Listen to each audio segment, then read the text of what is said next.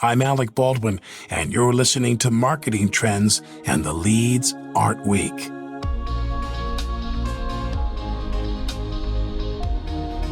The role of a marketer really is as simple as Jennifer Mathissen says it is. My job, and really most CMOs, your job is to be the primary advocate for the customer. Jennifer is the CMO of Santander Bank in the US, and while her assessment of a marketer's job sounds simple, there's more to it than meets the eye. A marketer has to provide a story behind the compelling products and services that make up a brand, and a marketer has to create a space that makes it possible for a consumer to build a meaningful relationship with your company. On this episode of Marketing Trends, Jennifer goes deeper on the intricacies of the role of marketers and CMOs, and she explains how to properly build a marketing culture that cultivates passion and creativity. Plus, Jennifer discusses why your marketing efforts should never feel transactional. Enjoy this episode. This message is brought to you by Salesforce. Hey marketers, today's B2B buyers are more complex than ever, and every buying committee has different needs and goals. Salesforce can help. We'll show you how to put each and every customer at the center of your B2B marketing strategy, and you'll learn how top brands like Lyft approach account-based marketing. Salesforce, market to every account, speak to every buyer. Find free B2B marketing and ABM resources at sfdc.co/every-buyer.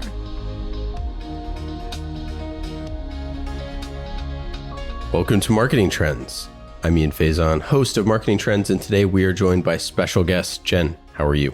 I'm great, thanks. How are you, Ian? I'm doing wonderful. Thanks so much for joining, and excited to chat with you today about your background in marketing and everything that is going on at Santander Bank. So let's get into it. How'd you get started in marketing in the first place? I was a management consultant for a really long time, which I absolutely loved. And I found that the projects that I loved the most were around entering into new markets and launching new products. But I really made, I think, a hard right turn into marketing, frankly, after I got divorced. I had 2 young children and I was a single mom, and I couldn't travel like a management consultant anymore. And so there was an opening at a digital agency at the time called Modem Media, and they were looking for somebody in their strategy group. And I thought, oh, it's a strategy group. It's going to be just like management consulting. This is going to be great. And it's right down the street, and it'll be a different lifestyle. And I got there, and people were literally whizzing around the office on skateboards. There was one woman dressed all in purple with chains. And I was like, what have I dropped myself into? It was a completely different culture. And you know what? I loved it. I loved the energy. I loved the immediacy of the work. I loved the creativity. I spent 6 months feeling like a complete idiot because I didn't know really very much at all about digital marketing. But what an opportunity to learn about digital. This is 2004. And we were, I would say, the top digital agency or one of them. And what a tremendous opportunity to learn about not only marketing, but digital marketing. And I haven't looked back. And so flash forward to today, tell us a little bit about what it means to be CMO of Santander Bank. I think that my job, and really most CMOs, your job is to be the primary advocate for the customer. Yes, we all need to build and run efficient acquisition engines, and there's a science to that. Literally, there's a science to it now. It's becoming more technologically advanced than it ever has before. But at the end of the day, what we're here to do is to have something that's really compelling for our customers, or in our case, for our clients. And we have to work very carefully with our colleagues and very intentionally to make sure that we've got something special for them, the right products, a really meaningful experience that feels great and is as frictionless as possible. And that's where I spend a lot of my time. Well, and I was going to ask, a lot of people, a lot of CMOs might not have that experience part of their title, that, being in charge of customer experience. How does that shift how you think about marketing?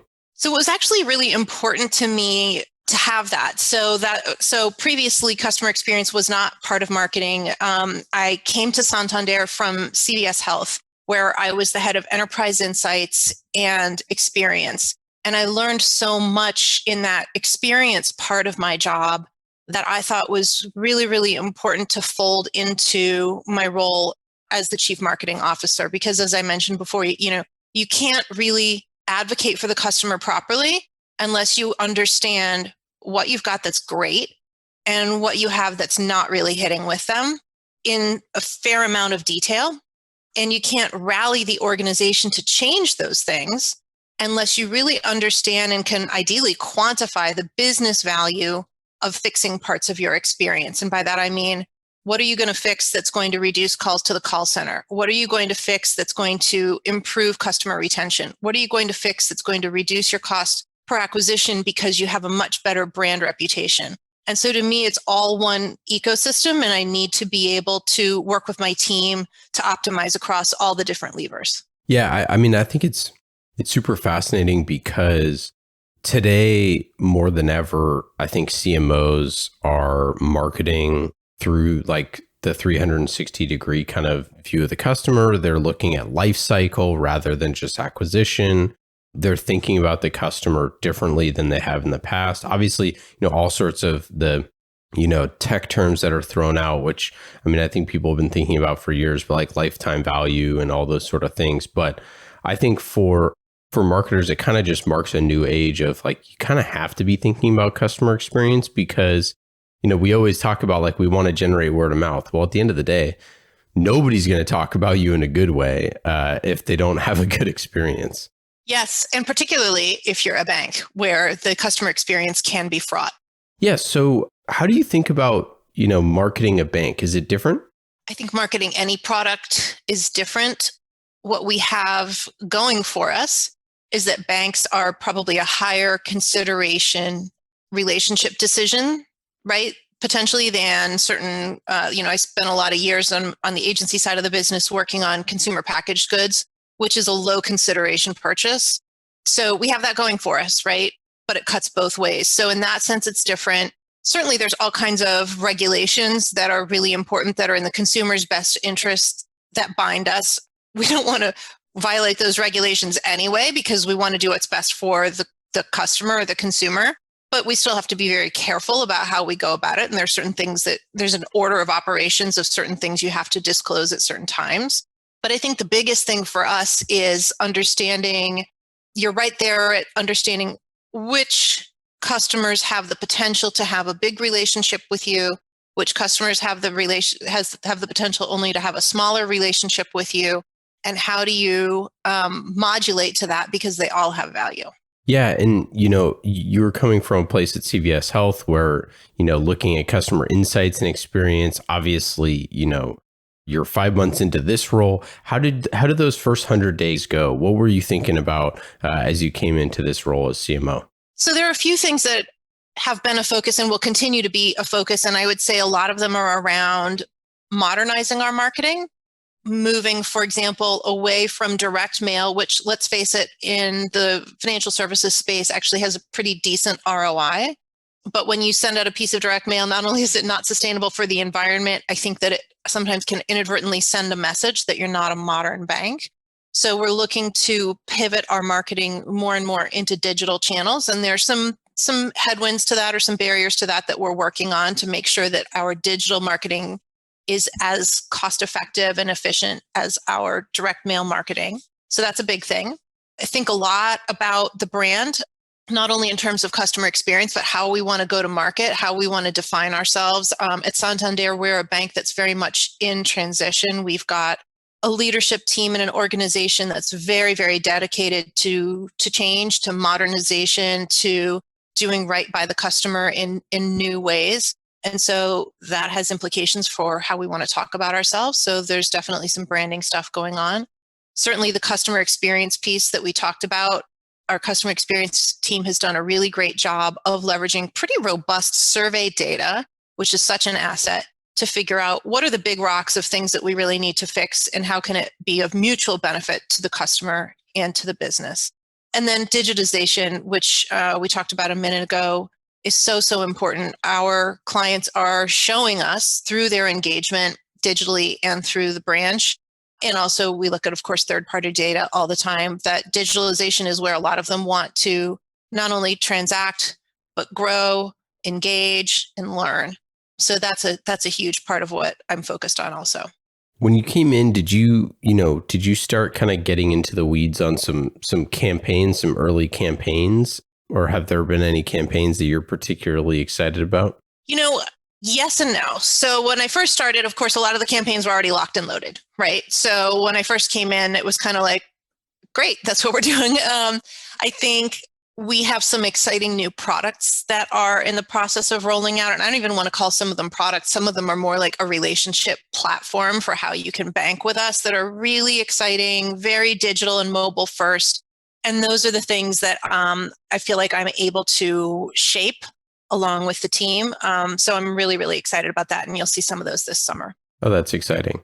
Yeah, I'm curious, in those first 100 days, was there something specific that you like kind of did your audit of like how the company goes to market to look at like, what are the ways to add some capacity or maybe, trim here and add here? Like what did that kind of like almost like an audit process look like? Yeah, so there are some capabilities that I thought it was important to build our bench strength on, and we're actually hiring now for anybody who's interested in joining Santander. Oh, there you go. Check us out at Santander Careers.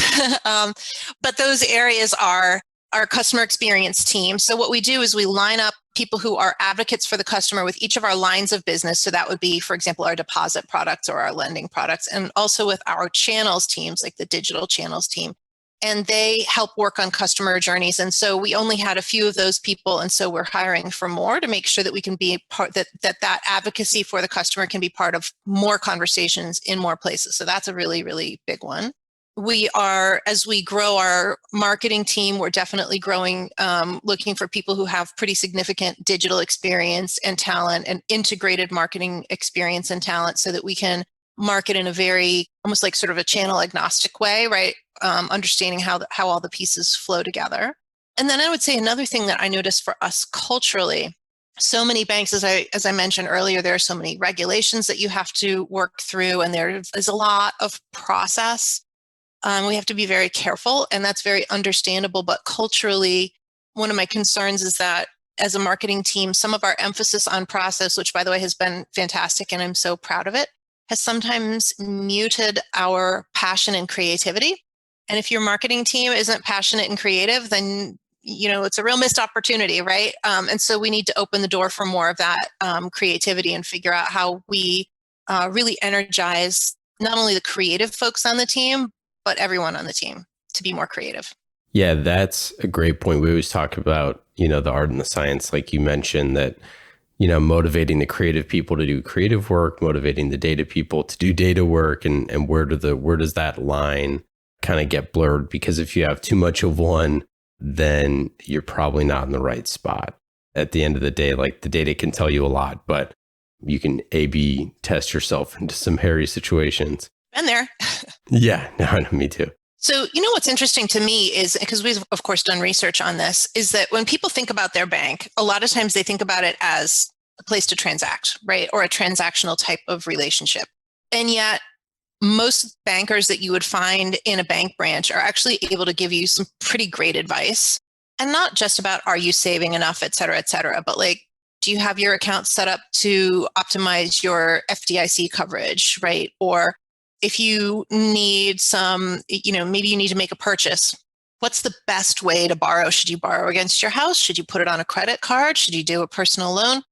They have this great sort of wealth of knowledge, and they're under leveraged, not just at Santander. I would say at most bank branches in this country. So that, and then when you combine that with the fact that literally like 59% of consumers say that they do not have their financial situation sorted out, not just not having enough money, but like figuring out like what goes where. And 8 out of 10 people say that they would be much less stressed if they could figure that out. It's kind of like the consumer has the need, we've got the advice, and we're not coming together. So whether it's, the work cafe format or more digital formats, or just motivating folks to use branches a little bit differently, we need to put the peanut butter with the chocolate and come up with something delicious together. Yeah, totally. It is one of those things where you start to look at like, what does a branch look like in 20 years? Like maybe it's completely different. Like maybe there's other things that, I feel like over the last 20 years, I feel like pretty much every branch of a bank that I've been into is more or less the same. So I think, part of that being that people don't go into them very much with a lot of digital tools, and then some people do go into them. What is the value of people going into it versus not? It's a fascinating discussion. So we think a lot actually about what is the future of the branch as part of a larger conversation about what's the best way for us to engage with customers in the future, thinking about it in a really integrated way. What's the role of the branch? What's the role of mobile? What's the role of digital? What's the role of care centers, et cetera, et cetera. And so I think as we think about it as part of a broader ecosystem, and as consumers show us how they want to engage with us, the branch does look different, right? It already looks smaller than it used to, but we are working quite a bit to figure out what that design looks like. So stay tuned for more on that. We talked a little bit about, the data-driven marketers. How do you think about data? How does your team think about data? So we're actually unbelievably fortunate because we have a data and analytics center of excellence that does not sit within marketing, that is so proactive, does such an amazing job of anticipating the questions that we will have. They serve up to us insights around different segments. They track our marketing efficiency and effectiveness.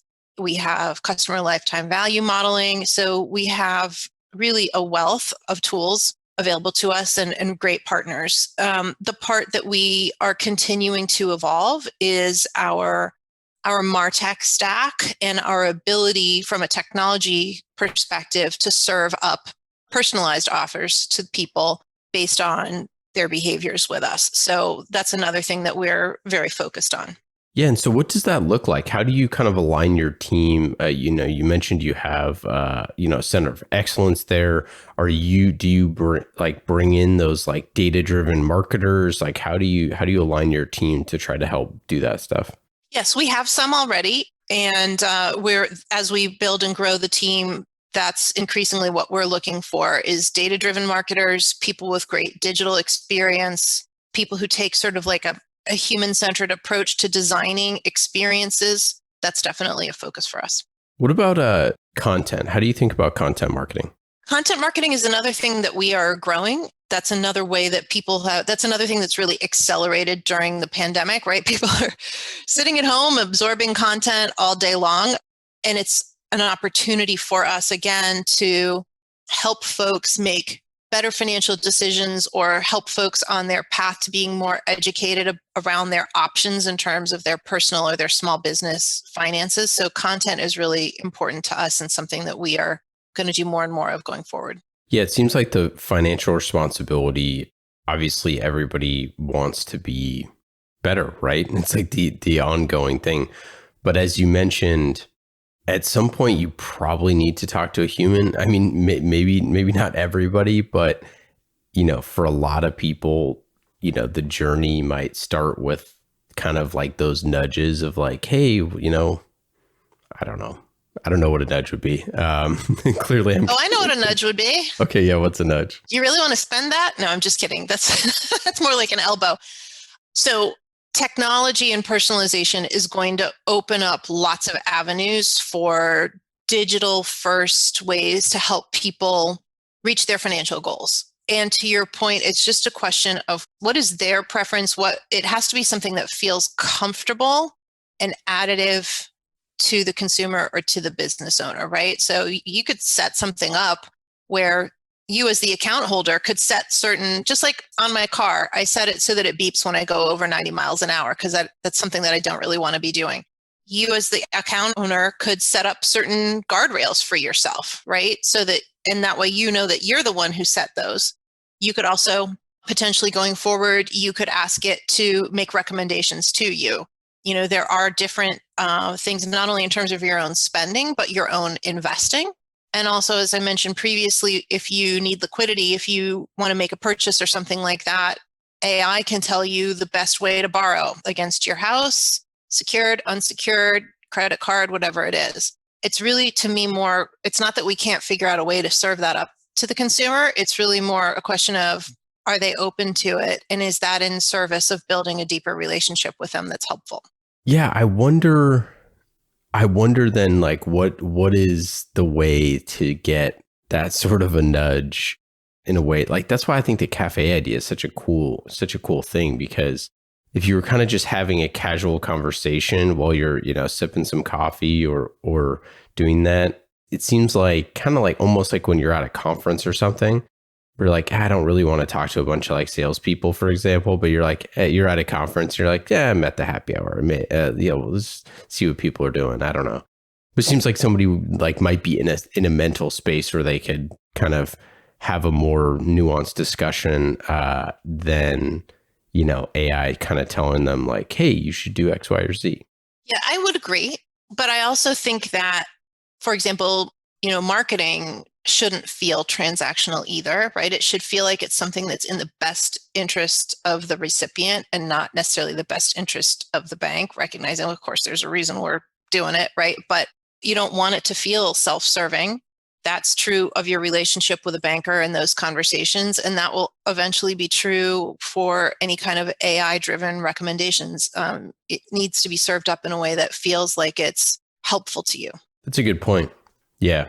And I think that is part of, healthcare is kind of similar in that way, where it's like, is this something that's you want me to do because it benefits the healthcare system, or is it because it benefits myself? Like, you know what I mean? That's an interesting distinction, because I do think we probably tend to have our guards up a little bit for things like that. Well, I know that you had Rahul Kak on here from Aetna, who's a friend of mine, and that's what he does, right? Is motivates people to make behavior changes that will benefit their own health, because it's mutually beneficial, right? If the person is healthier, then the company is also healthier, and that's where you have to find those points of intersection. Yeah, look at that, Rahul, great guest. I'm guessing you were together at CVS Health. Indeed. Crazy. Well, so speaking of your time at CVS Health, what are some of those, like, the customer insights and experiences that you worked on there that CMOs can take lessons from? Because, for a lot of CMOs and marketing leaders, they might not own customer experience. They might maybe think that they should own customer experience, or they want to do that, but they don't necessarily know, like, how to kind of chart that path. What are some of those type of things looking like? Like, if there was a chief customer experience officer job open, going from CMO to that, is that a fit? Can you kind of just talk about that? Yeah, you know what? Actually, I'm really glad you brought it up, because I think there's some confusion about what it means to run a customer experience capability. So what I used to think was that if you run the customer experience capability, then you and your group are responsible for every aspect of the customer experience, and it's within your power to fix and change it. But that's not really, turns out not so much. Most customer experience practices, what they do is they collect really robust data and insights about the current experience. They benchmark against competitors and best practices. They do customer journey work to figure out what are the bumps in the road. And then they do analytics and prioritization exercises to figure out what do we need to go out and improve. At that point, you don't really own it anymore, right? At that point, you become an advocate for the customer, working closely with your peers on other teams, whether that's product teams, operational teams, customer service teams, in-store, in-branch teams. And that's where you really need to help folks understand that improvements to the customer experience benefit us all mutually.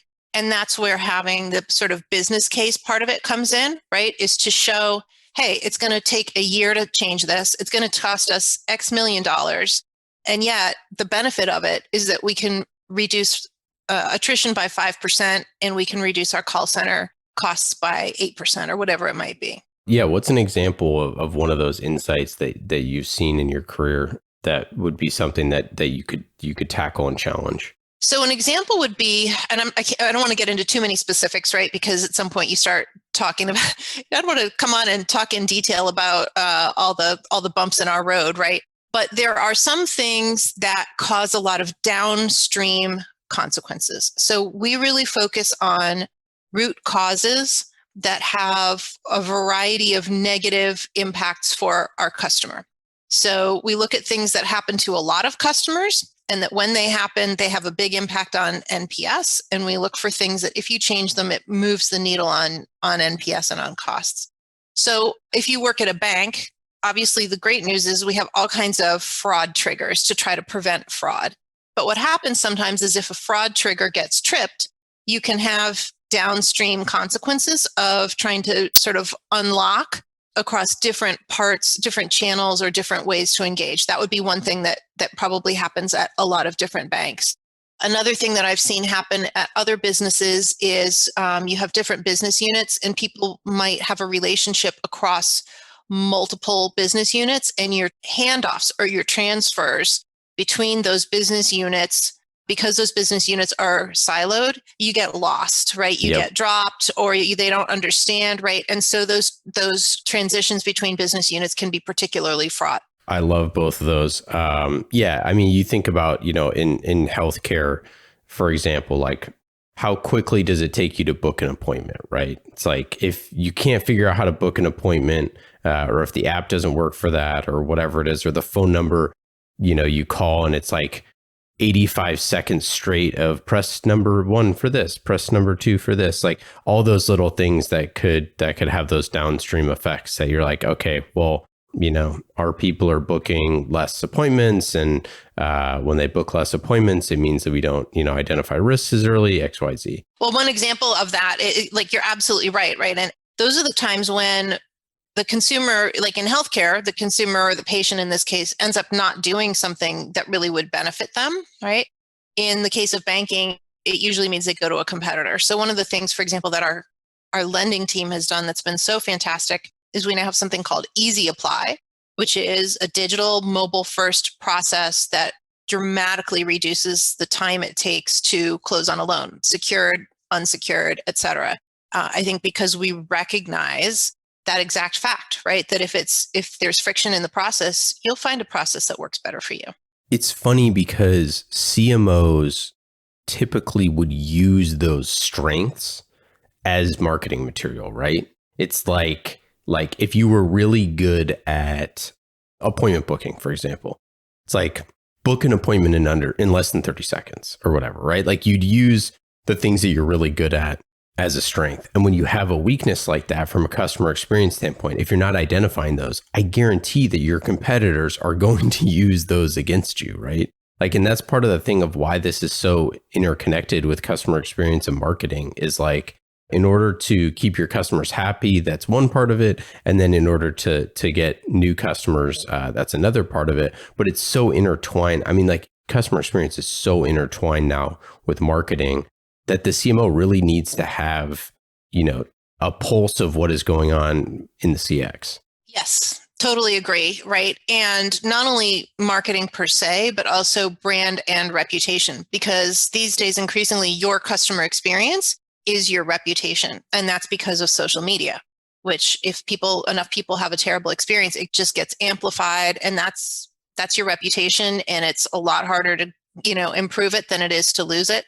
We all know that, right? And so that's another reason why it's so important to be very interconnected between marketing and customer experience. Yeah, the old, all press is good press is definitely not true when people are ripping you on Twitter every day. That's for sure. If only those days were still around. Right. So 2020 was obviously hard on a lot of SMBs and consumers. And, I think we collectively feel like hopefully this is getting close to, being our rear view.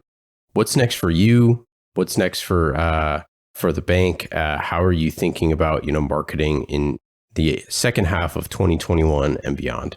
So it's interesting. You mentioned small businesses.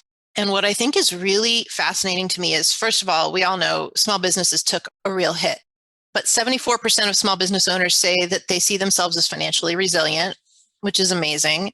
There's been a huge uptick in people saying that they intend to start a small business, which you wouldn't necessarily have guessed. It's a little counterintuitive. And I understand also a huge uptick in filings or applications for small business permits.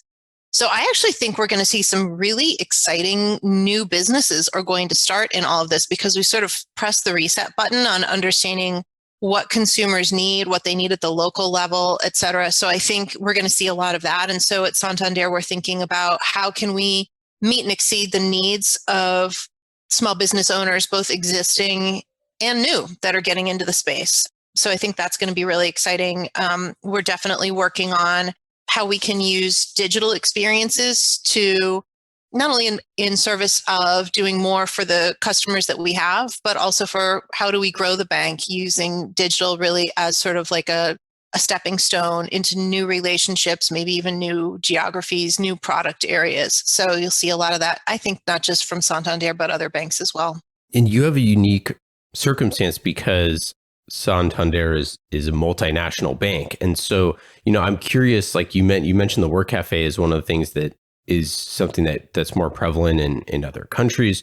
Are there any other things that like you try to kind of like cross-pollinate from other things that as banking is done differently in other countries? Because it seems like that's one thing about, for our American listeners and for people that are marketing, to Americans a lot is there's all these other things that other countries are doing that can really be helpful in your marketing. And we just don't necessarily, always get that kind of cross-pollination. Yeah, we're actually really, really fortunate to be part of Santander. It's actually a huge global bank that a lot of people in the US, particularly outside of the Northeast, may not be as familiar with Santander. But if you have lived in South America, Latin America, much of Europe, the UK, you've heard of Santander, and and Santander has an amazing reputation. There are lots of great things for us to tap into. And honestly, as a person who's new to the company, there are some things that I'm still learning about. But we do a lot in terms of, for example, sustainable banking and business practices. We have some pretty ambitious goals. We do a lot in terms of responsible banking and business practices. We have the advantage of some global centers of excellence, for example, around digital marketing and advertising best practices, sponsorships, and some other things. There's a whole community of marketers that I know I can tap into. I've reached out to a couple people already. And there are also assets that we can share, right? Whether it's video assets or branding assets and thought leadership. So it's just really, really nice to be part of really a global community of really strong marketers and to have the resources of being, one of the world's biggest banks. Yeah, that's like when you're talking to the other leaders and you're like, geez, looks like maybe that Formula One race car sponsorship needs to happen or something like. Well, yeah, yes. Although, on the other hand, like, the responsibility, to represent one of the world's biggest banks in this country, a bank that has a really amazing reputation around the world. So you kind of got to like represent, right? Like it's important to make sure that we're up to that level. And so that's another thing that is really a motivator for me. I was thinking it's just so fun that when you have, when you're marketing multinational, and I know it's extremely difficult and challenging, but when you're marketing multinational and you have all of these different spots. I love sponsorships, so I'm biased, but I don't. I just think there's so many cool things. I've talked about it on the show a bunch, but like when it's really done right, it can be so cool and creative and drive a lot of value. But when you open up to like a multinational thing, there's so many, whether it's sports or concerts or different sort of things that are something that is going to to be a multi-country sort of endeavor. If you're to sponsor, I don't know, something out of like a Formula One thing, like I mentioned, that's reaching all sorts of different audiences. And if you're an American company, just targeting, Americans, like pretty much going to be wasted money at that point, but it allows you to do a little bit more creative kind of brand stuff when you reach more, when the opportunities reach more people. So anywho, okay, let's get to our lightning round. These questions are fast and easy, just like marketing of Salesforce. You can go to salesforce.com/marketing to learn more about marketing on the world's #1 CRM. That is Salesforce. Put your customer at the center of every interaction. Go to salesforce.com/marketing to learn more. Lightning round questions. Jen, are you ready? We'll see. Number 1, when this is all over, What is the vacation that you're going to go on? What's the trip? What's the spot? What are you going to do? Okay, so I actually have this planned. I'm going to go out to California for a week by myself because the two friends that wanted to do it with me both dropped out, but that's okay. I can be on my own. And I'm going to it's going to be like a wellness retreat. I'm going to spend 4 or 5 hours a day hiking. Then I'm going to go do an exercise class. And then I'm going to do yoga. And then I'm going to have a massage. And then I'm going to go to bed. There'll be no sugar, no alcohol, no caffeine, and no animal products. And I'm going to be so healthy at the end. There's going to be rainbows shooting out of my nostrils. I love it. We're in California. Are you going to come to our sunny Bay Area? Well, I'm going to be busy hiking, but if you invite me, I'd be happy to. Yeah, there you go. It's going to be in Malibu, though. Oh, okay. Oh, Malibu's the best. Oh, Malibu's great. What do you do for fun? I've been a member of a women's a cappella group for 20 years. And unfortunately, we've had to take this year off because one of the things that you can't do is sing, right? But that's a creative outlet for me. It's a fellowship outlet for me because the other women in the group are just so amazing. They're some of my best friends. And it's just been a really important part of my life for 20 years. That's rad. That's really cool. That's a first on the show. I don't think we've had that before. If you could have one person to interview on a podcast, it can be anyone. Who would it be? Wow, that's hard. I would say it would be a real trailblazing woman, like a Gloria Steinem, maybe like a Stacey Abrams, somebody who has changed the world and made the world better for women. I went to a women's college. I'm a big believer in, I'm a proud feminist, and I would definitely want to talk to somebody who's made the world better for women and thank them. Yeah, that's a great one. If you weren't in marketing or really even business at all, what do you think you'd be doing?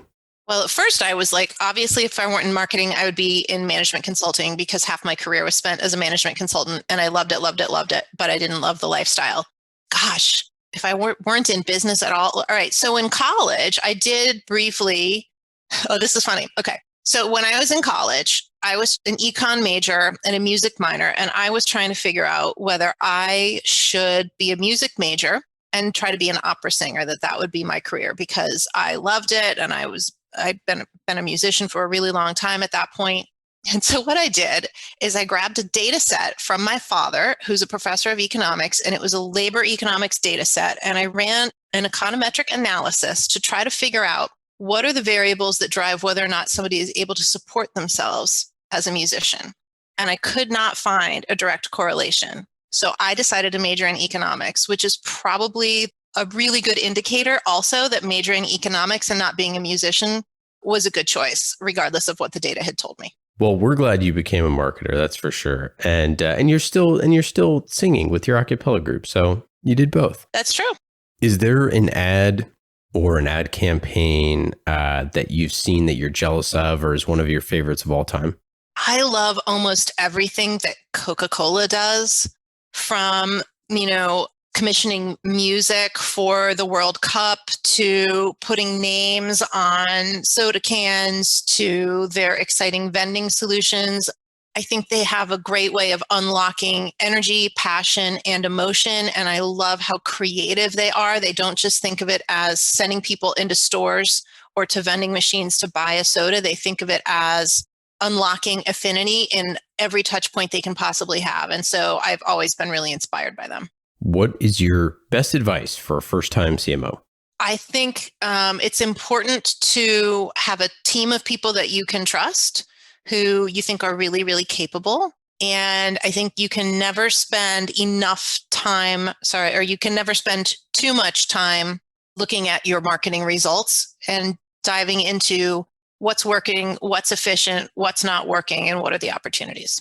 What's one question that you never get asked that you wish you were asked more often? Not a lot of people ask me about my personal life or who I am as a person. And I've had some struggles in my life. I was a single mother for a while. My husband and I raised 5 kids under some challenging circumstances. And that's a big, big part of me. And I think people, want to be respectful and want to keep things professional. But my personal life is part of who I am. And there's not really a lot of, I'm all one package. And so I'd be pretty open to people asking me more things about who I am as a person. Yeah, that's a great one. I think we probably collectively don't talk about that stuff enough. It's been one of the, strange year silver linings to just see people at home and in their, in their home life and things a little bit, a peek in the window a little bit more than we had ever before. Well, that's it. Jen, that's all we got. All right. Thanks so much for joining. For our listeners, if you want to learn more, you can check out santanderbank.com. Anything else? Any final thoughts? Anything to plug? No, thank you for the time today. I really appreciate it. Please do check out not only Santander Bank, but also Santander Careers. If you're excited to join our marketing or our customer experience team, we definitely are hiring, and we're excited to meet you. Awesome. Thanks so much. Marketing Trends Podcast is brought to you by Salesforce. Discover marketing built on the world's #1 CRM, Salesforce. Put your customer at the center of every interaction. Automate engagement with each customer and build your marketing strategy around the entire customer journey. Salesforce. We bring marketing and engagement together. Learn more at salesforce.com/marketing.